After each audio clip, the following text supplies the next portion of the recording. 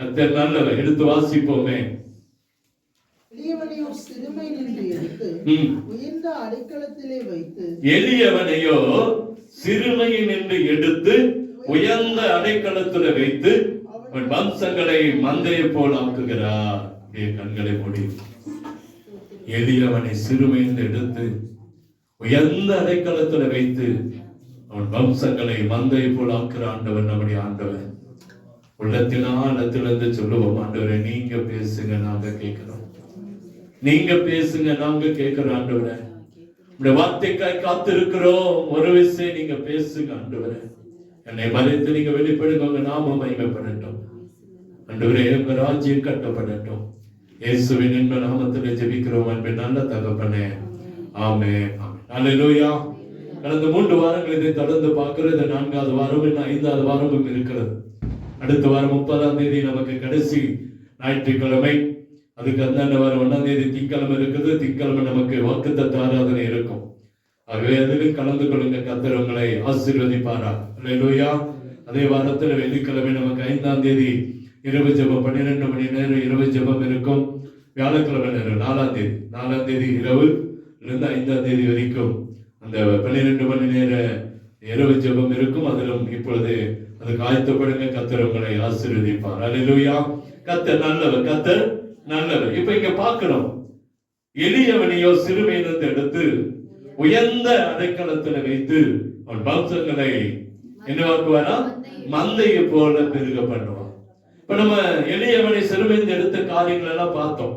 போன வாரம் கூட பார்த்தோம், எளியவன் என்னைக்கு மறக்கப்படுவதில்லை. மறக்கிற உலகம், ஆனா கர்த்தர் நம்மை மறக்காதபடிக்கு நடத்துகிறவர் என்று சொல்லி முதல் வாரத்துல பார்த்தோம். போன வாரமும் அதே தொடர்ந்து காரியங்களை பார்த்தோம். இன்னைக்கும் ஆண்டவர் நம்மிடத்துல பேசுகிற, நம்மிடத்துல சொல்லுகிற காரியம் என்ன? யாரை எல்லாம் கர்த்தர் உயர்த்தினார், யாரை எல்லாம் அவருடைய மந்தையை போல மாட்டினார், யாருடைய வம்சங்கள் எல்லாம் மந்தையை போல பெருகிற்று. இன்னைக்கு அதுதான் நம்ம பார்க்க போறோம். எந்த மனுஷனுடைய மந்தை, எந்த மனுஷனுடைய சந்ததி, எந்த மனுஷனுடைய குடும்பம் எப்படி ஆசீர்வாதமாய் மாறினது என்பதை இன்னைக்கு நம்ம பார்க்க போறோம். எப்படி மாறினது, எதனால மாறினது, எப்படி ஆண்டவர் அவர்களை ஆசீர்வதித்தார் என்று சொல்லி நீங்கள் நான் இன்னைக்கு கொஞ்ச நேரம் என்னோட வார்த்தைக்கு நேராக கடந்து போக போகிறோம். எடுத்து வாசிங்க. முதலாவது, இது யாரை அதிகமாய் கர்த்தர் நேசித்தார்? இந்த உலகத்தில் அதிக மனுஷர்களை கர்த்தர் நேசித்தார். அநேகரை வம்சங்களை மந்தை போல் ஆக்கினார். ஆனால் அதுல உலகம் பேசுகிற அளவுக்கு, ஜனங்கள் பேசுகிற அளவுக்கு ஒரு சந்ததியை கர்த்தர் உயர்த்தினார். ஒரு சந்ததியை கர்த்தர் உயர்த்தினார். அந்த மனுஷன் பேர் தான் யாக்கோபு. அந்த மனுஷனுடைய பேர் தான் யாக்கோபு. ஆபிரகாமுடைய பிள்ளைகள் 2 பேரும் தான். ஒருத்தர் யாரு? ஈசாக். ஈசாக்குடைய பிள்ளைகள் எத்தனை பேருங்க? 2 பேர். அந்த 2 பேர்ல ஒருத்தன் தான் யாக்கோபு, ஏசாவும். இந்த யாக்கோபை தான் கர்த்தர் உயர்த்தினார். ஏன் உயர்த்தினார்? ஏன் வம்சங்களை மந்தை போல மாட்டினார்? என்ன காரணம்? இன்னைக்கு அதை தான் நம்ம பார்க்க போறோம். எடுத்து வாசிங்க. ஆதியாகமம் புஸ்தகம் 28ஆம் அதிகாரம் 1-2 வசனங்களை வாசிங்களேன். ஆதியாகமம் புஸ்தகம் 28ஆம் அதிகாரம் 1-2. அவனை ஆசீர்வதித்து நீ கானானுடைய குமாரத்திகளில் பெண் கொள்ளாமல் எழுந்து புறப்பட்டு பதான் அராமில் இருக்கிற உன் தாயினுடைய தகப்பனாகிய பெத்துவேலுடைய வீட்டுக்கு போய் அவ்விடத்தில் உன் தாயின் சகோதரனாகிய லாபானின் குமாரத்திகளுக்குள் பெண்கள் என்று அவனுக்கு கட்டளையிட்டான். ஒரு பெரிய சம்பவம் நடந்தது தெரியும் நமக்கு. அண்ணன் தம்பிக்குள்ள ஒரு பிரிவினை வந்தது. அண்ணன் தம்பிக்குள்ள ஒரு ஏமாற்றம் வந்தது. தம்பி அண்ணனை ஏமாற்றின காரியங்கள் நமக்கு தெரியும். இதனால அவன் அந்த தேசத்திலே குடியிருக்க முடியாத சூழ்நிலை, தன் தகப்பன் தாயோடு இருக்க முடியாத ஒரு சூழ்நிலை வந்தது. அப்போ இவன் வேறு தேசத்துக்கு கட்டாயமாய் போய் ஆக வேண்டும். ஏனென்று சொன்னால் அவன் அங்கே இருப்பான் என்று சொன்னால் கொலை செய்யப்படும் கடவன். அவன் கொலைக்காரனாய் மாறுவான் அல்லது கொலை செய்யப்படுவான். 2ல ஏதாவது ஒண்ணு என்ன செய்யும், நடக்கும். ஆகவே ஆண்டவர் அவனை வேறு தேசத்துக்கு பிரித்து கொண்டு போக நினைக்கிறார். அந்த நேரத்தில் தன் தகப்பனும் தாயும் அவனை கூப்பிட்டு சொல்றாங்க, ஈசாக்கு யாக்கோபை அழைத்து ஏமாற்றிட்டா பரவாயில்ல, என்னுடைய ஆசீர்வாதத்தை ஏமாற்றமாய் வாங்கிட்டா பரவாயில்ல, ஆனா அவனுக்கு ஒரு காரியத்தை சொல்றான். நீ என்ன செய்யனா, கானானுடைய குமாரத்திகளை பெண் கொள்ளாத, நீ போய் தேவனுக்கு பிரியமில்லாத சந்ததியில் என்ன செஞ்சிடாத, பெண் எடுத்துடாத. நீ போய் என்ன செய்யனா, நீ எழுந்து புறப்பட்டு பதான் அராமில் இருக்கிற தாயினுடைய தகப்பனாகிய பெத்துவேலுடைய வீட்டுக்கு போ. உன் அம்மாவுடைய அப்பா வீட்டுக்கு நீ என்ன செய்ய போ. அங்கே உங்க அம்மாவுடைய தம்பி சகோதரன் ஒருத்தருக்கு, அண்ணனோ தம்பியோ ஒருத்தர் இருப்பா. அவனுடைய குமாரத்தில், அவன் கரெக்டா பாருங்க, பெயரோடு சொல்றான், லாபானின் குமாரத்திகளுக்குள் பெண் கொள் என்று அவனுக்கு என்ன செய்தான், கட்டளையிட்டான். இன்னைக்கு ஆண்டவர் நம்மிடத்துல உணர்த்துகிற காரியம், ஏன் அவன் வம்சங்களை கர்த்தர் ஆசீர்வதித்தார், ஏன் அவனுடைய வம்சங்களை கர்த்தர் பெருக பண்ணினார் என்று சொல்லி பார்த்தோம்னா, அந்த கானானுடைய சந்ததி பாவமான சந்ததி. கானானுடைய சந்ததி சபிக்கப்பட்ட ஒரு சந்ததி. அவங்க அப்பா லோத்துவால சபிக்கப்பட்ட ஒரு சந்ததி இந்த கானான் சந்ததி. ஆகவே இந்த காம் என்றுதான் கானானாய் மாறுகிறது. காம், சேம், யாப்பேத் என்று சொல்லி பார்க்கிறோம். இந்த காமுடைய சந்ததி தான் கானான் சந்ததியை என்ன செய்து மாறுகிறது. அப்ப இந்த காம் என்ன செய்தாலும் தேவனுக்கு தகப்பனுக்கு பிரியமில்லாத காரியத்தை செய்கிறான். பிரியமில்லாத காரியத்தை செய்ததுனாலே, அவனுடைய நிர்வாணத்தை போய் அநேகருக்கு சொன்னதுனால, தன்னுடைய சகோதரனுக்கு சொன்னதுனால தகப்பனால் சபிக்கப்பட்டவன் இந்த காம். இந்த காமுடைய பரம்பரை தான் கானானியர் என்று சொல்லி பார்க்கிறோம். இந்த கானானிய சந்ததி சபிக்கப்பட்ட ஒரு சந்ததி, பாவம் நிறைந்த சந்ததி. அப்படிப்பட்ட சந்ததினால அவங்க அப்பாவுக்கு தெரியும், நீ போய் இந்த கானானிய சந்ததியில என்ன செஞ்சிடாத, பெண் எடுத்துடாத. இன்னைக்கு ஆண்டவர் நம்மிடத்தில் அநேக காரியங்களை சொல்லிக்கொண்டே இருக்கிற காரியம் என்னன்னா, இந்த பாவத்துக்குள்ள போகாத, பாவத்துக்குள்ள என்ன செய்யாத, போகாத, பாவத்துக்குள்ள போகாத. ஏன்னா அவன் அழகா தகப்பனும் தாயும் அவனுக்கு சொல்ல ஒரு அறிவுரை என்னன்னா, நீ எழுந்து புறப்பட்டு பதான் அராமில் உன் தாயினுடைய தகப்பனாகிய பெத்துவேலுடைய வீட்டுக்கு போய் அவ்விடத்தில் உன் தாயின் சகோதரனாகிய லாபானின் குமாரத்திகளுக்குள், ஒரு முறையோடு கூட ஒரு தாய் மாமன் வீட்டுல போய் பெண் எடுன்னு சொல்லி அழகா சொல்லி அனுப்பிச்சுடுறோம்.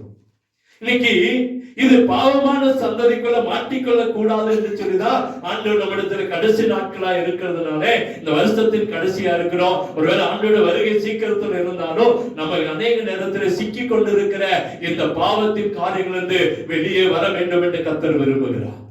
அல்லேலூயா. இன்னைக்கு நிறைய பேர் என்ன செய்யறோம்னா, ஆதியில இருந்த அன்பை விட்டு விட்டா என்று கர்த்தருக்கு நம்ம மேல ஒரு குறை இருக்கிறத பாக்குறோம். நம்ம மேல என்ன இருக்கு, குறை இருக்கிறது. என்னன்னா, ஆதியில இருந்த அந்த அன்பு நம்ம என்ன செஞ்சிட்டோம், விட்டுட்டோம். எப்படி விட்டுட்டோம் அப்படின்னா, பாவத்துக்குள்ள போய்தான். நம்மளோட சந்ததி இன்னைக்கு பாவத்துக்குள்ள போயிடுச்சு. இன்னைக்கு குடிக்கும் வெறிக்கும் அடிமையா இருக்கிறோம். காலையில் ஒரு வீடியோ கிளிப் பார்த்தேன். ஒரு சின்ன பையன், ஒரு 17-18 வயசு கூட இருக்காதவன் உட்கார்ந்து ஒரு பெரிய பாட்டில் எடுத்து குடிச்சிட்டு வீடியோ கால்ல வரான். வீடியோ கால்ல இன்னைக்கு உலகம் எங்கேயோ போயிருச்சு, உலகம் எங்கேயோ போயிடுச்சு. இன்னைக்கு குடிக்கும் வெறிக்கும் அடிமையாய் போன கூட்டமா இன்னைக்கு மாறி போன கூட்டம். இதனாலதான் ஆண்டவர் சொல்றாரு, இந்த பாவத்தின் சந்ததிக்குள்ள நீங்க போக வேண்டாம், உங்க சந்ததிய, நம்ம சந்ததிய மந்தையை போல மாற்றுவேன்னு சொல்றாரு. எப்படி மாற்றுறாரோ, நம்ம சந்ததி எப்படி மாறணும், நம்ம சந்ததி எப்படி மாறணுங்க. அப்ப நாம சரியா இருந்தாதான் நம்முடைய சந்ததி மந்தை போல என்ன செய்யும், மாறும். நம்மளே சரியில்லைன்னா இன்னைக்கு நம்முடைய சந்ததியை நம்ம எப்படி நடத்த முடியும்? சாலமோனை பார்க்கிறோம். சாலமோன் ஆண்டவர் அழகா ஆசீர்வதிச்சார். அவனை போல ஒரு ஞானவான் இல்ல, அவனை போல ஒரு புத்திமான் இல்ல, அவனை போல அலைகள் சிறந்தவன் இல்ல, அவனை போல ஆட்சியில நல்ல அறிவாளி இல்ல. எல்லாரும் ஆச்சரியப்பட்டாங்க. தேசமே சாலமோனை குறித்து ஆச்சரியப்பட்டது. ஆனா வேதம் சொல்லுது, அவன் தேவ சமூகத்தை விட்டு விலகி போனான். தேவ சமூகத்தை விட்டு விலகி போனான். சாலமோன் வாழ்க்கையில கடைசியில பாருங்க, அவனுடைய வாழ்க்கையை தகப்பனை போல இருக்கிறேன்.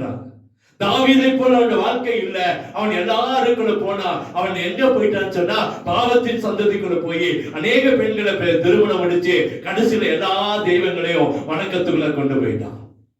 எல்லா தெய்வங்களையும் வணங்குற அளவுக்கு ஆயிட்டான். ஏன்? மனைவியுடைய பிரச்சனை, அங்க கூட இருந்த ஜனங்களுடைய பிரச்சனை. அவன் தன்னை மாட்டிக்கொண்டதை பார்க்கிறோம், தன்னை மாட்டிக்கொண்டதை பார்க்கிறோம். அல்லேலூயா. அங்கே வாசிக்கிறோம், அந்த 28:1-2 வாசிங்க.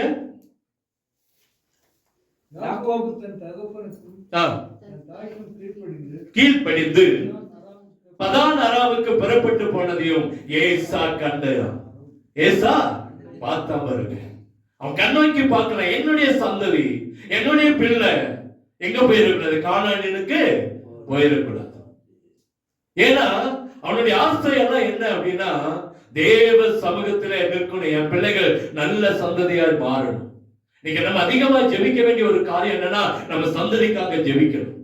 நம்ம சந்ததிக்காக ஜெபிக்கணும், நம்ம பிள்ளைகளுக்காக ஜெபிக்கணும். ஏன்னா வரக்கூடிய சந்ததி அவங்கதான். அவங்க சரியா நடத்திட்டோம்னா அவங்களுடைய வாழ்க்கையை கர்த்தர் பார்த்துக் கொள்வார். அவருடைய கர்த்தர் பார்த்துக் கொள்வார்.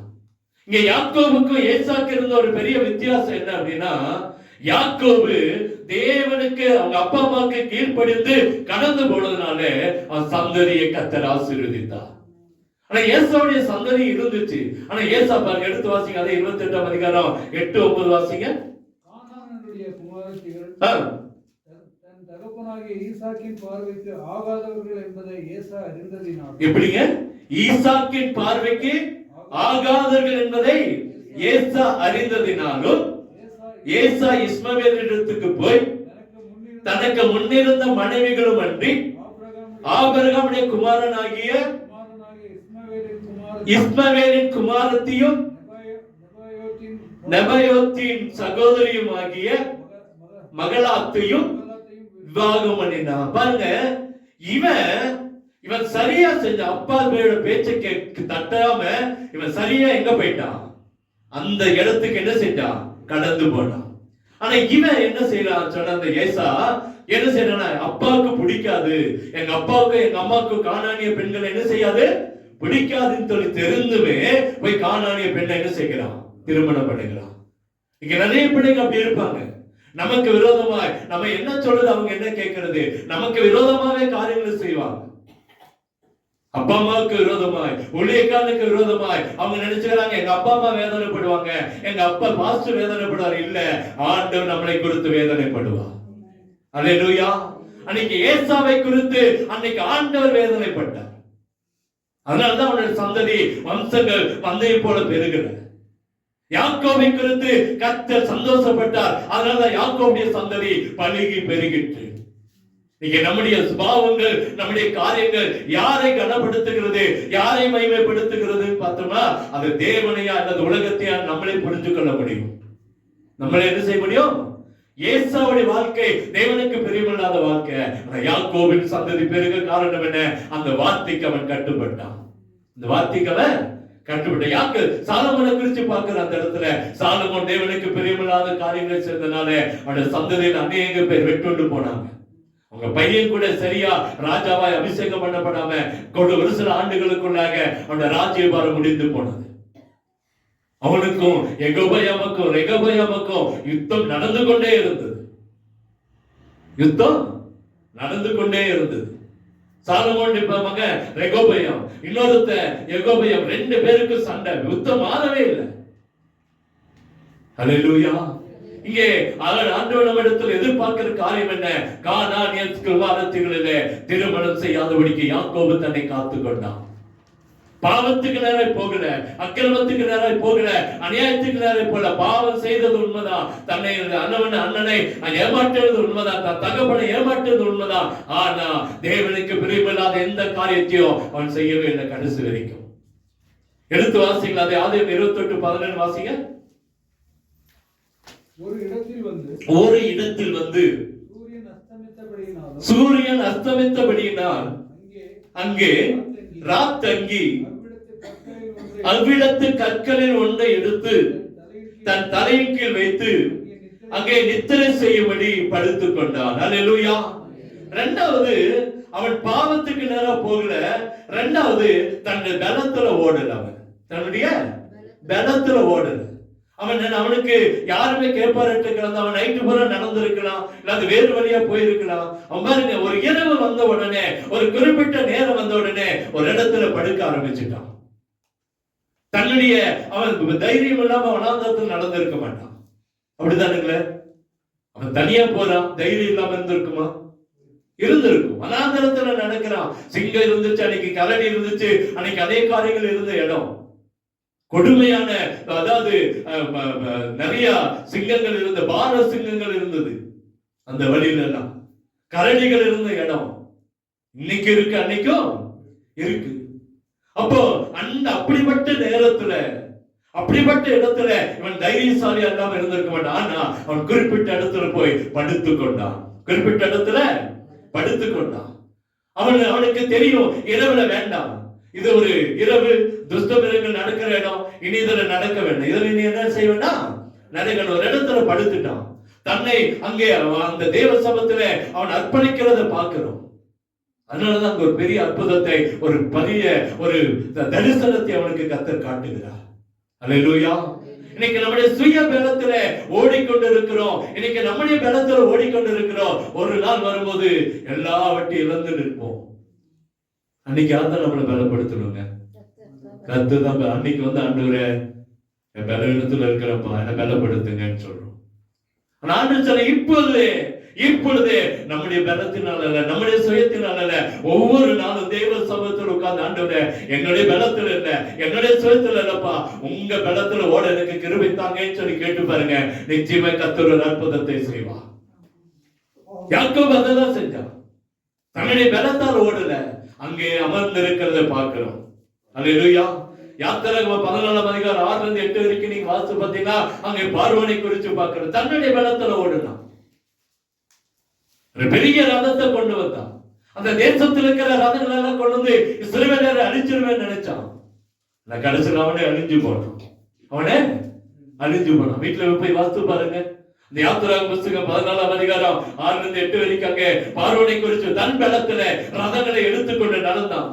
குதிரைகளை நம்பினான். எப்படியாச்சும் இந்த இஸ்ரவேல் ஜனங்களை அழிச்சு போட்டு ஓடினான். நடந்தது என்ன? ஒரு குறிப்பிட்ட காலங்களுக்கு பின்பாய் அவனால நடக்க முடியல. ஒரு குறிப்பிட்ட இடத்துக்கு பின்பாய் அவனால நடக்க முடியல. வனாந்தரத்துல அந்த தண்ணீரில தண்ணீராய் மாறி போனான். இந்த கடல்ல தண்ணீராய் மாறி போனான். பிணங்கள் மிதந்தது என்று சொல்லி பார்க்கிறோம். அங்க இருக்கிற ரதங்கள் எல்லாம் மூழ்கி போனதுன்னு பார்க்கிறோம். அப்ப தன்னுடைய பலத்துல தன்னுடைய சுயத்துல ஓடின பார்வோனுக்கு ஒரு பெரிய அழிவுதான் வந்துச்சு. ஆனா யாக்கோபு அப்படி ஓடல. ஒரு இடத்துல வந்த உடனே அமர்ந்திருக்கிற கிருபை கர்த்தர் கொடுத்தார். நம்முடைய வாழ்க்கையில ஓடிக்கொண்டே இருக்கிறோம். வேலைக்கும் அநேக காரியங்களை ஓடிக்கொண்டே இருக்கிறோம். ஒரு நாளாவது தேவ சமத்துல அமர்ந்திருங்கன்னு கர்த்தர் சொல்லிக் கொண்டிருக்கிறார். ஒரு நாளாவது தேவ சமத்துல அமர்ந்திருங்க. ஒரு மணி நேரமாக தேவ சமத்துல அமர்ந்திருங்க. கர்த்தர் நம்மோடு பேச விரும்புகிறார். கர்த்தர் நம்முடைய காரியங்களை நமக்கு அநேக காரியங்களை விவரித்து சொல்ல விரும்புகிறார். நமக்கு அதுக்கு நேரம் இல்லை. நமக்கு அதுக்கு ஓடிக்கொண்டே இருக்கிறோம். அடுத்து அடுத்து அடுத்து அடுத்து ஓடிக்கொண்டே இருக்கிறோம். தேவ சமத்துல உட்கார நேரம் இல்லை. ஆண்டவர் ஒருவர் காரியம் உட்கார்ந்தா ஒரு தரிசனத்தை கர்த்தர் தருவார். அதனாலதான் அவருடைய சந்ததியை கர்த்தர் வம்சங்களை வந்து போட மாட்டினார். நிறைய ஷெட்யூல் இருக்குது. பிஸி ஷெட்யூல் தான். ஆனா தேவ சமூகத்துக்கு வருவதற்கு நமக்கு நேரம் இல்லையே. நேரம் இல்ல. ஆனா யாக்கோபு தேவ சமூகத்துல உட்கார்ந்தான். அந்த தேவ சமூகம் தெரியாம உட்கார்ந்தான். கர்த்தர் அவனோடு இடைப்பட்டார். கர்த்தர் அவனோடு நம்ம உட்கார்ந்த இடத்துல பாருங்க. யாக்கோபு உட்கார்ந்தனோ ஒரு சபையோ ஒரு தேவ அதுக்கு முன்னாடி என்ன நடந்ததோ தெரியாது. ஆனா அந்த இடத்துல கர்த்தருடைய தூதன் அவர்களை இறங்கி ஏறுகிறத அங்கே பார்க்க முடிந்தது. அல்லேலூயா. அவரால் செய்ய முடியாத காரியம் ஒண்ணு எந்த இடத்திலும் கிரியை செய்ய அவரால் முடியும். 3வது எடுத்து வாசிங்களேன். அதே 28:16 எடுத்து வாசிங்க. யாக்கோபு நித்திரை தெளிந்து விழித்தபோது மெய்யாகவே கர்த்தர் இந்த ஸ்தலத்தில் இருக்கிறார் என்பதை நான் அறியாதிருந்தேன் என்றான். அல்லேலூயா. அடுத்தது அவனுடைய வாழ்க்கையில பாருங்க ஒரு பெரிய திருப்பம் பாருங்க. இயேசு இருக்கிறதை அறிந்து கொண்டான். இயேசு இருக்கிறத அறிந்த எப்ப தெரியுமா? அவன் அந்த இடத்துல உட்காரும் பொழுது, அந்த இடத்துல தலை வைத்து படுக்கும் பொழுதுதான் தெரியுது இயேசு என்னோடு இருக்கிறார். அல்லேலூயா. ஓடிக்கொண்டே இருக்கும்போது தெரியல. நம்ம பிஸியா ஓடிக்கொண்டே இருக்கும் போதெல்லாம் தெரியல. ஆனா எப்பெல்லாம் தேவ சமூகத்துல உட்கார்றோமோ, எப்பெல்லாம் தேவ சமூகத்துல அமர்கிறோமோ, அப்பெல்லாம் கர்த்தர் நம்மோடு இருக்கிறார் என்பதை உறுதிப்படுத்துகிறவராய் இருப்பார். அல்லேலூயா. அனுபவிச்சிருக்கீங்களா? ஓடும்போது தெரியாது. அநேக நேரத்துல நம்முடைய வாழ்க்கையில ஒரு பெரிய அற்புதம் நடக்கும். எப்ப தெரியுமா? உட்காரும் போதுதான் ஒரு ஆறுதல் நமக்கு கிடைக்கும். தேவ சமூகத்துல காத்திருக்கும் போது அவன் சொல்றான், இதுவரைக்கும் கர்த்தர் என்னோடு இங்க இருக்கிறார்னு சொல்றதை நான் என்ன செய்யல, அறியல, உணர்ந்தான். நான் எனக்கு தெரியல, ஆனா இயேசு என்னோடு இருக்கிறார். இயேசு என்னோடு இருக்கிறார். அல்லேலூயா. இங்கே கர்த்தர் இருக்கிறார் என்பதை அவன் அறிந்தான். அங்கே கர்த்தர் அவனோடு பேசினார் என்பதை அவன் அறிந்தான். இதுவரை அறியாத ஒரு அற்புதத்தை தேவ சமூகத்தில் உட்கார்ந்து அவன் கேட்டதுனாலதான் அவன் வம்சங்களை கர்த்தர் மந்தையை போட மாட்டினான். அங்கதான் சொல்றாரு, நான் உன்னோடு கூட இருந்து நீ போகிற இடமெல்லாம் உன்னை காத்து இந்த தேசத்துக்கு என்ன செய்வேன், திரும்பி வர பண்ணுவேன், நான் சொன்னதை செய்யும் அளவு உன்னை கைவிடாது இருப்பேன். எங்க சொல்றாருங்க, அமர்ந்து இருக்கும் போதுதான். அப்பதான் அடுத்த வசனம் சொல்றா, இங்கே கர்த்தர் இருக்கிறார் என்பதை இதுவரைக்கும் நான் என்ன செய்யல, அறியாது இருந்தேன். அல்லேலூயா. அதுக்கு அடுத்த வசனம் சொல்றது, அவன் பயந்து, இந்த ஸ்தலம் எவ்வளவு பயங்கரமா இருக்குது, இது தேவனுடைய வீடை அல்லாமல் வேறல்ல. அல்லேலூயா. தேவனுடைய வீட்டில, தேவனுடைய சமூகத்தில கர்த்தர் நம்மை அழைத்துக் கொண்டு போக விரும்புகிறார். இவன் போன இடம் தேவனுடைய வீடு. யாக்கோபு போன இடம் எது? தேவனுடைய வீடு. அவனுக்கே தெரியாது.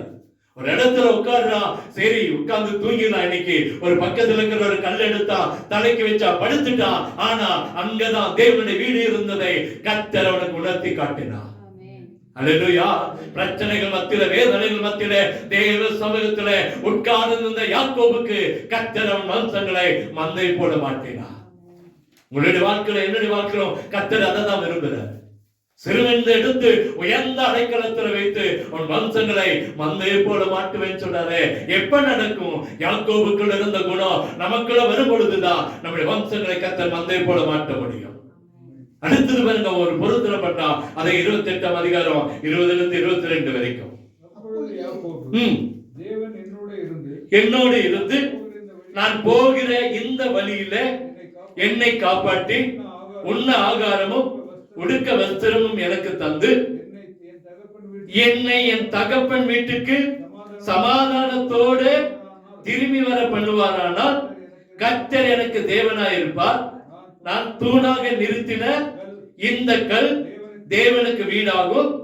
தேவரீர் எனக்கு தரும் எல்லாவற்றிலும் உமக்கு தசமபாகம் செலுத்துவேன் என்று சொல்லி பொருத்தனை பண்ணி கொண்டான்.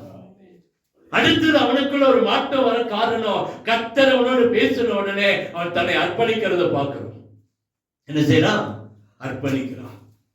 பாருங்க, அவன் சொல்ல பாருங்க, யாக்கோபு தேவனோடு தேவன், யாக்கோபு தேவன் என்னோடு இருந்து நான் போகிற இந்த வழியில, நான் போகிற இந்த வழி, நான் போகிற வழிதான்.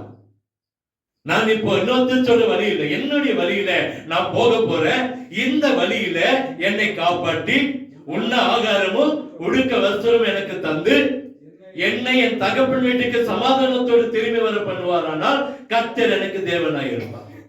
அன்னைக்கு அவர் பொருத்தனை பண்ணான், நான் போகிற வழியில் என்னோடு இருந்து என்னை எனக்கு உண்ண ஆகாரமும் உடுத்த உடையை கொடுத்து என்னை தகப்பன் வீட்டுக்கு சமாதானத்தோடு கொண்டு வந்தா கர்த்தர் எனக்கு எப்படியா இருப்பாரு? தேவனாய் இருப்பா. அல்லேலூயா. இதெல்லாம் எப்ப நடக்கும்? தேவ சமத்துல காத்திருந்தா யாக்கோபு.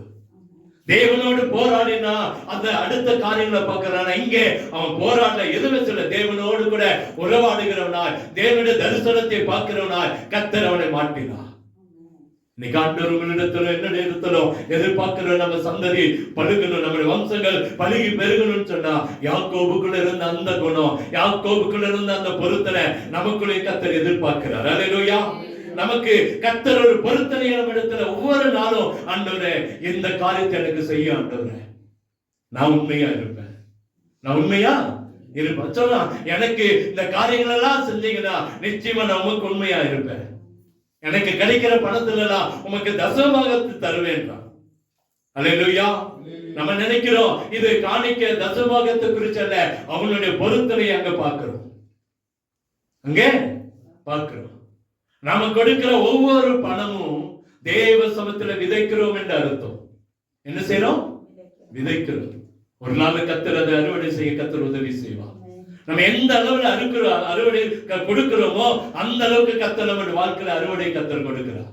நம்ம எதை விதைக்கிறோமோ அதை கர்த்தர் நமக்கு தருகிறார். அல்லேலூயா. அல்லேலூயா.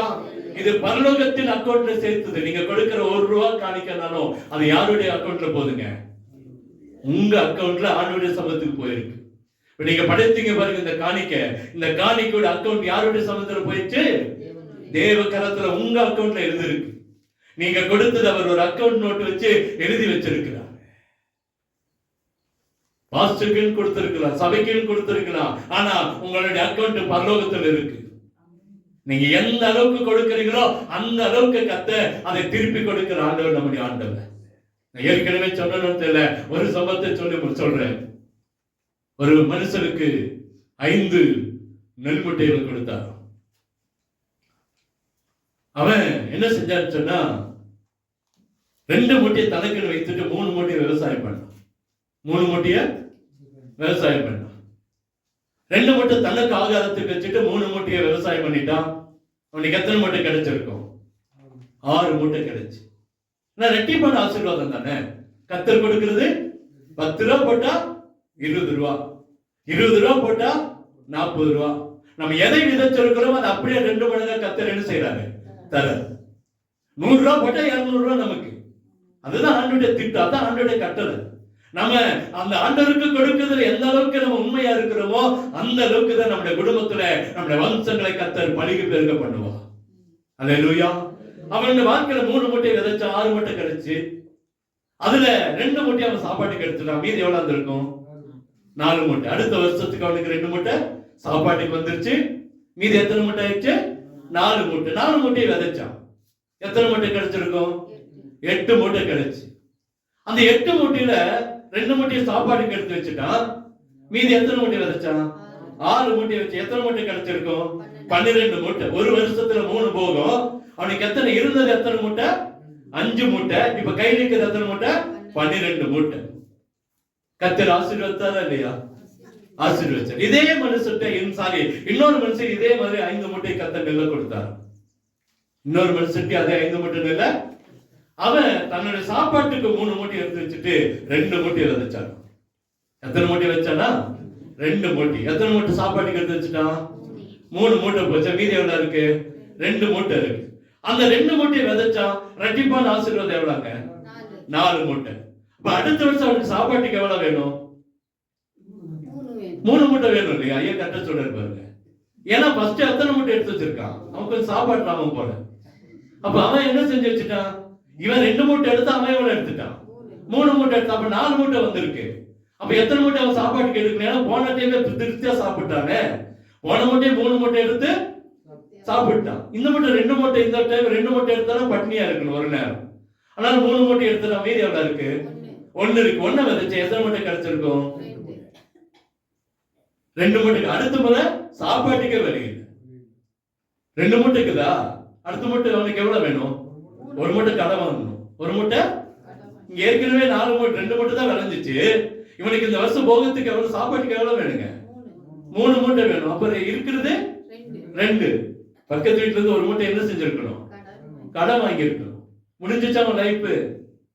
ஆண்டவருக்காக நம்ம எதை விதைக்கிறோமோ கர்த்தர் ரெட்டிப்பாய் கொடுக்கிறார். இந்த மனுஷனுக்கு 5 மூட்டை தான், இந்த மனுஷனுக்கு 5 மூட்டை தான். ஆனா இவன் தேவனுக்காக விதைச்சது 3 மூட்டை, இவன் தேவனுக்காக விதைச்சது 2 மூட்டை. அல்லேலூயா. இப்ப நம்ம விதைக்கிற மூட்டை, நம்முடைய விதைக்கிற பணம் ஒவ்வொன்றுமே கர்த்தருடைய கணக்குல இருக்குங்க. அல்லேலூயா. நீங்க நினைக்கலாம் இது சர்ச்சுக்கு போடுற, பாஸ்டுக்கு போடுற, நீங்க எப்படி நினைச்சு போட்டாலும் சரி, உங்க கணக்கு அக்கவுண்ட் பரலோகத்துல இருக்கு. எங்க இருக்கு? பரலோகத்துல உங்க அக்கவுண்ட் இருக்குங்க. நீங்க எவ்வளவுக்கு எவ்வளவு கொடுக்குறீங்களோ கர்த்தர் பார்த்து கொடுப்பாரு. இந்த வருஷம் இந்த மனுஷன் இவ்வளவு கொடுத்திருக்காரு, இந்த அளவுக்கு என்ன செய்யணும்? கொடுக்கணும். யாக்கோபுடைய வாக்குல அதுதான். அவன் சொல்றான், நான் ஒரு பொருத்தனை பண்ணா கர்த்தருக்காக நான் கொடுப்பேயா, கர்த்தருக்காக நான் என்ன செய்ய? தசமபாகம் கொடுப்பேன். அல்லேலூயா. அங்கே அழகா சொல்றாரு, கர்த்தருக்காக ஒரு பொருத்தனை பண்ணினான். கர்த்தருக்காக என்ன செஞ்சான்? பொருத்தனை பண்ணி கொண்டான். கர்த்தர் அவனை வம்சங்களை கர்த்தர் இரட்டிப்பாய் ஆசீர்வதித்தார். அல்லேலூயா. இரட்டிப்பாய் ஆசீர்வதித்தார். அதே 28:2 எடுத்து வாசிங்களேன். எழுந்து புறப்பட்டு பதான் அராமில் இருக்கிற தன் தாயினுடைய தகப்பனாகிய பெத்துவேலுடைய வீட்டுக்கு போய் அவ்விடத்துடன் தாயின் சகோதரனாகிய லாபானின் குமாரத்திகளுக்குள் பெண்கள் என்று அவனுக்கு கட்டளையிட்டான். அல்லேலூயா. அவன் சொன்னதை அப்படியே அவன் செய்தான். அப்படியே அவன் செய்தான். அல்லேலூயா. 29ஆம் அதிகாரம் 5-6 வசனம் வாசிங்களேன். அப்பொழுது அவன் குமாரனாகிய லாபானை அறிவீர்களா என்று கேட்டான். அறிவோம் என்றார்கள். அவன் சுகமாய் அவன் சுகமாய் இருக்கிறானா என்று விசாரித்தான். அதற்கு அவர்கள் சுகமாயிருக்கிறான், அவன் குமாரத்தேக ராகேல் அதோ ஆடுகளை ஓட்டி கொண்டு வருகிறார் என்று சொன்னார்கள். அல்லேலூயா. அடுத்தது அவன் அடையாளம் படுத்தினான், கண்டுபிடிச்சிட்டான். யார் ராகேல், யார் லாபான், யார் பெத்துவேல் என்பதை சரியாய் கண்டுபிடித்தான். நம்முடைய வாழ்க்கையில் அநேக நேரத்தில் கர்த்தர் நம்மோடு பேசுவார். இந்த மனுஷன் இந்த ஆசீர்வாதம் இந்த நன்மைகள் என்று சொல்லி பேசுவார். நம்ம அதை சரியா பிடிச்சுக்கணும். சரியா என்ன செய்யணும்? பிடிச்சுக்கணும். பாருங்க, அவன் சரியாய் கண்டுபிடிச்சிட்டான். இதுதான் நான் போக வேண்டிய இடம், இதுதான் கானானுக்கு இல்ல. நான் போக வேண்டிய இடம் கானானுக்கு இல்ல, இது கானானேஸ்வரி அல்ல, என்னுடைய மாமனுடைய மகள் அதோ வருகிறாள். கரெக்டா கண்டுபிடிச்சிட்டான். அல்லேலூயா. கர்த்தர் லோத்துடைய வாழ்க்கையில நீங்க எடுத்து பாருங்க. அதே புத்தகத்துல 19ஆம் அதிகாரத்துல நீங்க வாசித்து பாத்தீங்கன்னா தெரியும். லோத்துக்கும் ஆண்டவருக்கும், லோத்துக்கும் தேவதூதனுக்கும் பெரிய சம்பாஷணை நடக்குது. கடைசியில் அவன் கண்டுபிடிச்ச இடம் ஒரு மோசமான இடம். லோத்து கண்டுபிடிச்சது சொல்ற கையை பிடிச்சு யாருக்குமே கிருபை கிடைக்காதுங்க. உலகத்துல ஒரு பெரிய அழிவது இப்பெல்லாம் அழிவுது போறாங்களே, எத்தனையோ பேரு நரகத்துக்கு நேரா ஒவ்வொரு நாளும் போயிட்டு இருக்கிறாங்க. ஆனா கையை பிடிச்சு லோத்தோட கையை பிடிச்சு அவன் தாமதிச்சுட்டு இருக்கும் போது கையை பிடிச்சு வெளியே வாப்பான்னு கூட்டிட்டு வந்தது ஒரு பெரிய ஆண்டவர். அல்லேலூயா. ஒரு பெரிய கிருபை. நமக்கு அந்த கிருபை கிடைக்கல. நமக்கு அந்த கிருபை யாராச்சும் கிடைச்சிருக்கா?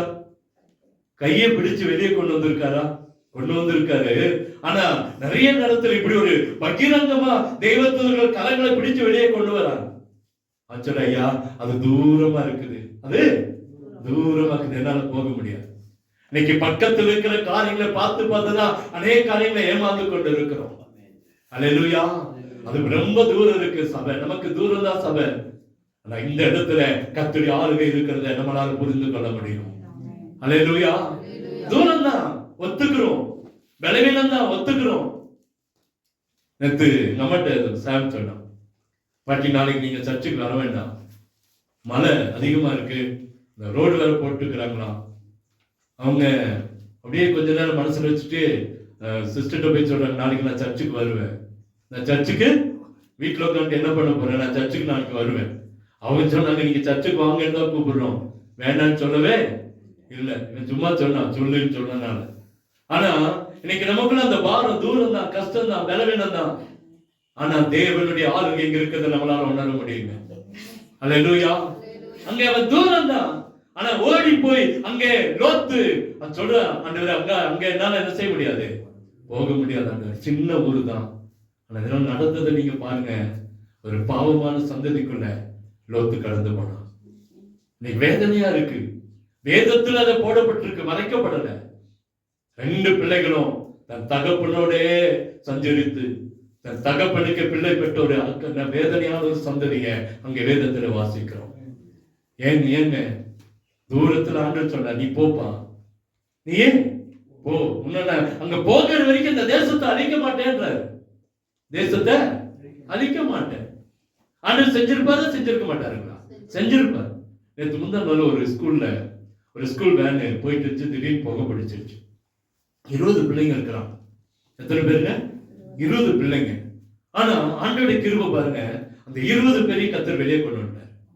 இந்த வேன் எரிஞ்சு போகுது, அப்படியே பயங்கரமா எரியுது.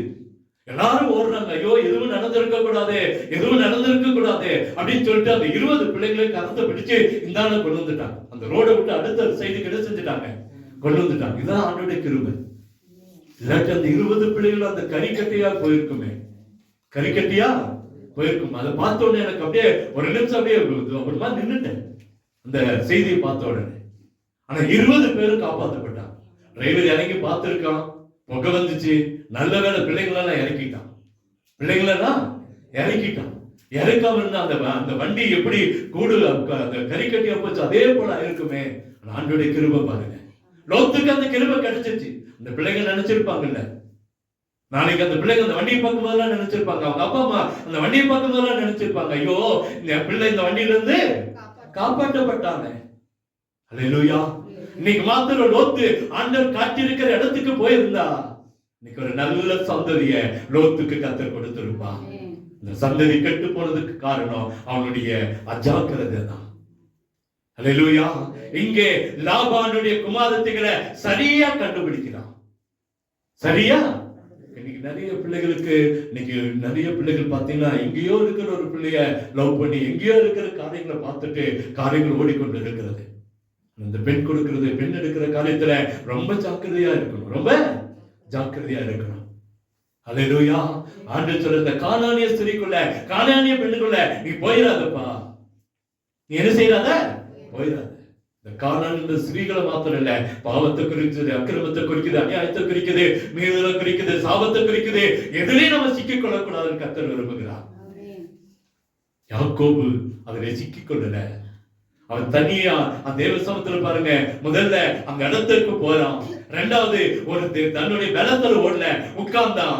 மூணாவது ஆண்டவர் அங்க இருக்கிறார் என்பதை அறிந்து கொண்டான். நாலாவது ஒரு பொருத்தனை பண்ணான். அஞ்சாவது யார் அந்த யாவு, யார் அந்த யாவு, யார் அந்த குறிப்பிட்ட காரியம் லாபான் என்பதை சரியாய் கண்டுபிடித்தான். சரியா கண்டுபிடித்த எந்த ஸ்திரீ எந்த குடும்பத்துக்கு போகணுமோ அங்கே போனான். சக்குபக்கு சொல்லல, சரியாய் போனா. கர்த்தர் அங்கே அவனை கர்த்தர் உயர்த்தினார். அடிமைத்தனங்கள் இருந்தது, அநேக ஆசீர்வாதங்களை கெட்டுதான் போனான். ஆனா அதுக்கு ஒரு காரியம் பாருங்க, முதல்ல பார்த்தது யாருதாங்க? ராகேல தான். யாரு பார்த்தா? ராகேல. அவனுக்கு ஆசை ராகேல் மேல. ஆனா அவங்க அப்பா அங்க என்ன செஞ்சாங்க? லேயாலை திருமணம் செஞ்சு வச்சாங்க. ஆனா அவனுடைய எண்ணம் எல்லாம் ராகேல பார்த்து இருக்கிற ராகேல என்ன செய்யணும்? கல்யாணம் பண்ணணும். அதெல்லாம் உறுதியா இருந்தான். அதெல்லாம் உறுதியா இருந்தான். அங்கே அந்த யாக்கோபுடைய வாழ்க்கையில தன் சந்ததி வம்சங்களை போல பெருக காரணம் அவன் தேவனுக்கு பிரியமானவனா இருந்தான். தேவனுக்கு பிரியமான 5 காரியங்கள் அவனிடத்துல பார்க்கிறோம். ஒன்று, அவன் தேவ சமூகத்துல காத்திருந்தான். தேவ சமூகத்துல காத்திருந்தான். இரண்டாவது, அங்கே பார்க்கிறோம் அவன் தேவன் இருக்கிறார் என்பதை அறிந்து கொண்டான். மூணாவது, அங்கே கர்த்தரோடு கூட ஒரு பொருத்தனை பண்ணுகிறான். நாலாவது, அவன் சரியான இடத்தை கண்டுபிடிச்சான். அஞ்சாவது, அவனுடைய தகப்பனுடைய ஆசைய, அதுதான் முதல் வசனமா இருந்தாலும் கடைசியா பார்க்கிறோம், தகப்பனுடைய ஆசைய நிறைவேற்றினான். அது வந்து 28:1 மீண்டும் வாசிங்களேன். ஈசாக்கு யாக்கோபை அழைத்து அவனை ஆசீர்வதித்து, நீ கானானியருடைய குமாரத்தில் பெண் கொள்ளாதப்பா. தகப்பனுடைய ஆசைய, நம்முடைய ஆண்டவருடைய ஆசைய சரியாய் பார்த்தான், சரியா நிறைவேற்றினான். கர்த்தர் அவன் வம்சங்களை மந்தை போட மாட்டினார். கண்களை விடுவோமா? இன்னைக்கு நீங்களும் நானும் யாருடைய ஆசையை நிறைவேற்றி கொண்டு இருக்கிறோம்? மனுஷனுடைய ஆசையா? இன்னைக்கு மனுஷனுக்காக நம்முடைய வாழ்க்கையை இழந்து போய் கொண்டு இருக்கிறோமா? எத்தனை பேர் இந்த வார்த்தை கேட்காதபடிக்கு இன்னைக்கு வெறுமையாய் போய் இருக்கிறார்கள். உலகத்தை பார்த்து, சொந்த பந்தங்களை பார்த்து. அடிக்கடி சொல்லுவேன், அவங்க யாரும் நம்ம பக்கம் வர மாட்டாங்க, நாம தான் அவங்க கூட சேர்ந்து போயிடுறோம். ஒருவரை கூட நம்மளால சம்பாதிக்க முடியல, ஆனா நாம அவங்களோடு போய் ஆட்டடிச்சு, அவங்களோடு பேசி, அவங்களோட காரியங்களை பகிர்ந்து கொண்டு வந்துடுறோம். நம்மளை குறிச்ச நல்லவன் சொல்லுவாங்களா? இல்ல.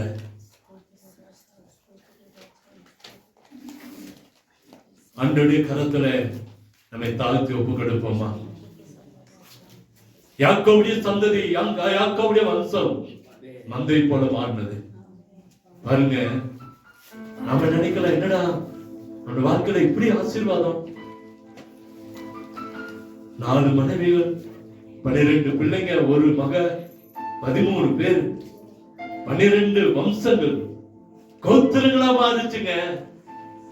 சாதாரணமா இல்ல, 12 கோத்திரங்களாய் மாறினது. லோத்துடைய 2 கோத்திரமும் 1 கோதமாம போச்சு. யூதாவுடைய கோத்திரம் கணக்கில வரல, சாலமோனுடைய கோத்திரம் கணக்கில வரல, யாக்கோபுடைய கோத்திரம் கணக்கில வந்துச்சு. ஏன்? தேவ சமூகத்துல காத்திருந்தான். உங்க சந்ததி, என்னுடைய சந்ததி, எங்க நம்ம வம்சம் இன்னைக்கு ஆண்டவருக்கு பிரியமாய் மாறணும்னா, எத்தனை பிள்ளைகளை குறித்து நம்ம வேதனைப்படுறோம்? எத்தனை பெற்றோர் இன்னைக்கு பிள்ளைகளை குறித்து இன்னைக்கு பாரப்படுறோம், கஷ்டப்படுறோம்? எத்தனை பேர் இன்னைக்கு நம்ம பிள்ளைகளை குறித்து இன்னைக்கு எத்தனை கஷ்டத்துல இருக்கிறோம்? இன்னைக்கு குடிக்கும், வெறிக்கும் அடிமையாய் போன சந்ததி இருக்கிறது. பாவத்துக்கும் சாபத்துக்கும் அக்கிரமத்துக்கும் அநியாயத்துக்கும் அடிமையாய் போன சந்ததியா இருக்குதே. ஆண்டவர் மீண்டும் மீண்டும் சொல்றாரு, தேவ சமத்துல காத்திருங்க, தேவ சமத்துல காத்திருங்க. யாக்கோபு முதலாவது அவன் போட்டு கடந்து போய் முதல்ல பண்ணினது தேவ சமத்துல காத்திருந்தான். அந்த இடத்துல கர்த்தருடைய தேவனுடைய கூடாரத்தை கர்த்தர் அங்கே உண்டாக்கி கொடுத்தாரு, ஒரு பாதுகாப்பு கொடுத்தாரு, அவனை ஆசீர்வதித்தாரு, அவனை நடத்தினாரு, கைவிடவே இல்லையே. உங்களுக்கு எனக்கு கர்த்தர் இன்னைக்கு சொல்லுகிறார், தேவ சமத்துல காத்திருங்க. இன்னைக்கு ஒரு ஞாயிற்றுக்கிழமை கூட நம்மளால முழு நேரத்தை ஆண்டவருக்கு கொடுக்க முடியல. ஓடிக்கொண்டே இருக்கிறோம், பறந்து பறந்து காரியங்களை செய்து பறந்து பறந்து ஓடுகிறோம்.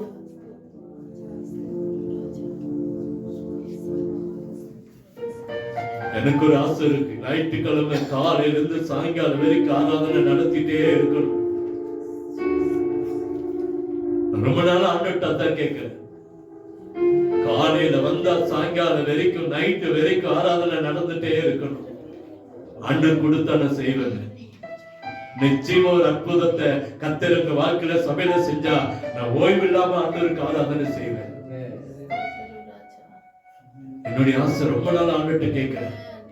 ஒரு ஆராதனை முடிஞ்சு போன இன்னொரு ஆராதனைக்கு ஜனங்கள் வரணும், ஒரு ஆராதனை முடிஞ்சு போன இன்னொரு ஆராதனைக்கு ஜனங்கள் வரணும். இன்னைக்கு நமக்கு நேரம் இல்லைன்றோம், அடுத்த ஒரு கமிட்மெண்ட்ஸ் வச்சுக்கிறோம். முடிச்ச உடனே பஸ்க்கு போகணும், முடிச்ச உடனே ஓடணும், நம்மளோட ஒரு மனம். ஆனா அந்த யாக்கோபு அப்படி இல்லை, தேவ சமத்துல காத்திருந்தான். பெரிய அற்புதம் நடந்துச்சு பாருங்க, அவனை கைவிடவே இல்லையே. ஒரு சொப்பனத்தை கொடுக்கிறார், வாக்குத்தத்தத்தை கொடுக்கிறார், அங்க கர்த்தர் இருக்கிறார் என்பதை அறிஞ்சான், கர்த்தரோட ஒரு பொருத்தனை பண்றான். எவ்வளவு ஆச்சரியம்! வம்சங்களை கர்த்தர் உயர்த்தாம இருப்பாரா? தேவனுக்கு பிரியமானவன் அல்லவா அவன். நம்முடைய வாழ்க்கை அதாங்க எதிர்பார்க்கிறார். யாக்கோபை போல தேவ சமத்துல காத்திருப்போம். இரண்டாவது, தேவன் என்னோடு இருக்கிறார் என்பதை நம்ம நிறைய நேரத்துல மறந்துடுறோம். பாவத்துக்குள்ள போகும்போது அல்லது அக்கிரமத்துக்குள்ள போகும்போது, சண்டை போடும்போது, கெட்ட வார்த்தை பேசும்போதெல்லாம் நான் இயேசுவோட பிள்ளைன்றதை மறந்துடுறோம். இயேசு துக்கப்படுகிறார், வாயிலிருந்து கெட்ட வார்த்தை வந்து ஆண்டவர் துக்கப்படுகிறார், சண்டை போடும்போது ஆண்டவர் துக்கப்படுகிறார், தேவனுக்கு பிரியமில்லாத காரியங்களை செய்யும்போது ஆண்டவர் துக்கப்படுகிறார் என்பதை மறந்துடுறோம். யாக்கோபு சொல்ற, ஆண்டவர் என்னோடு இருக்கிறார், இந்த இடத்துல ஆண்டவர் இருக்கிறார், என்னோட ஆண்டவர் இருக்கிறார். நம்மளை விட்டு விலகிறது இல்லை, கைவிடுகிறதே இல்லை. மூணாவது ஒரு பொருத்தனை பண்ண, ஆண்டவரே நீங்க என்னோடு இருந்து, ஆண்டவரே இந்த வழியில என்ன நடத்தி, ஆண்டவரே எனக்கு உன்ன சாப்பாடும், ஆண்டவரே நல்ல உடையை கொடுத்து என்ன தகவல் வீட்டுக்கு கொண்டு வந்தீங்கன்னா, இந்த ஸ்தலத்துல உமக்காக நான் ஒரு பெரிய ஆலயத்தை கட்டுவேன். அது மாத்திரமல்ல, எனக்கு கொடுக்கிற ஆசீர்வாதங்கள் எல்லாம் உமக்கு சரியாய் தசமபாகத்தை தருவேன். எத்தனை பேர் தசமபாகத்தில் உண்மையா இருக்கிறோம்? உங்க வருகிற வருமானத்துல எத்தனை பேர் உண்மையா இருக்கிறோம்? நம்ம வம்சங்கள் மந்தை போல மாறணும்னு நினைக்கிறோம். 10 ரூபாய் அதுல 1 ரூபாய ஆண்டவருக்கு கொடுத்தா நம்ம விதைக்கிறதை கர்த்தர் இரட்டிப்பாய் தருவார். இல்லாட்டி நம்ம பார்த்த கதையை போலதான், நம்ம எதை கொடுக்கிறோமோ அதை தான் கர்த்தர் நமக்கு தருவார். ஆசீர்வாதம் என்பது ஒரு கேள்விக்குறியாவே இருக்கும். ஆண்டவர் கொடுக்கிறதில் உண்மையா இருங்க. அடுத்தத பக்கற கரெக்டா கண்டுபிடிச்சா யார் அந்த குடும்பம், எங்க அப்பா சொன்ன குடும்பம் யாரு, யார் அந்த லாபான், யார் அந்த ராகேல், யார் அந்த சந்ததி, சரியா புரிஞ்சுட்டான். தூரமா தான் இருந்துச்சு, பரவாயில்ல, கண்டுபிடிச்சு போனான். கர்த்தரோட சந்ததி வம்சங்களை மந்தை போட மாட்டினான். நம்முடைய வாழ்க்கையும் மந்தை போல மாற வேண்டும் என்று சொன்னார். யாக்கோபுடைய குணங்கள் நமக்குள்ள வரட்டும். அற்புதம் நடக்கட்டும், அற்புதம் நடக்கட்டும், அற்புதம் நடக்கட்டும். கர்த்தருடைய ஆளுகை காணப்படட்டும். எங்களை கிருபையாய் நேசிக்கிற அன்பின் நல்ல தகப்பனே, எங்கள் வம்சங்களை கைவிட மாட்டேன்னு சொல்லியிருக்கீங்க. எங்க வம்சங்களை மந்தை போல் மாத்துவேன்னு சொன்னீங்க. அதுக்காக எங்களை பிரயாசப்பட நினைக்கிறீங்க. எங்களுக்கு கற்றுக் கொடுங்க ஆண்டவரே. அதிகமா உங்க சமத்துல காத்து கிடக்க ஆண்டவரே, நீ யார் என்பதை அறிந்து கொள்ள, ஆண்டவர் உம்மோடு பேச, உம்மோடு ஒரு பொருத்தனை பண்ண, எங்களுக்கு கொடுத்த திட்டத்தை நாங்கள் சரியாய் அறிந்து கொள்ள, எனக்கென என்ன வைத்திருக்கிறீர்களோ அதை சரியா நான் புரிந்து கொள்ள, இந்த வாழ்க்கையின் ஓட்டத்தை நான் சரியாய் புரிந்து கொண்டு ஓட, என்னை எதற்காக அழைத்தீங்களோ, எதற்காக தெரிந்து கொண்டீங்களோ அதை சரியாய் புரிந்து கொள்ளுகிற கிருபை கொடுத்து என் தகப்பனுடைய வார்த்தைக்கு கீழ்ப்படுகிறதா எங்களை மாற்றுமாட்டவர்.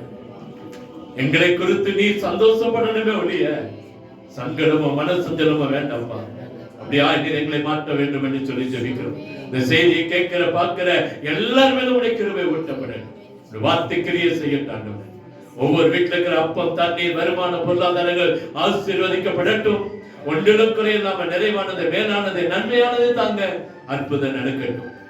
ஆளுகை காணப்படட்டாங்க. ராஜ்யம் கட்டப்படட்டும்.